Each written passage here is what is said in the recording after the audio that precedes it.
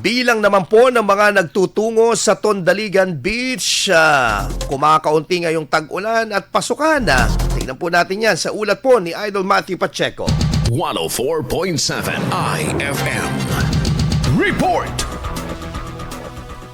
Nakitaan ng pagbaba ang bilang ng mga nagtutungo sa Bonuan Tondaligan Beach bunsod ng Tag-Ulan, gayon din ang pag-uumpisa ng Pasukan. Ayon sa mga lifeguards, papalo umano sa halos 80% ang naging pagbaba ng mga nagtutungo rito lalo na tuwing weekend. Dahil dito, napapakamot sa ulo ang ilang mga negosyante dahil sila ay apektado rin. Ang ilang cottage owners, nagbagsak presyo umano para lang may kitain. Umaasa naman ang mga ito na muling sisigla o dadami ang bibisita sa nasabing beach sa mga holidays at weekend. Kasama mo mula rito sa IFM Diguman, ito si Idol Matthew Pacheco, Tatak IFM.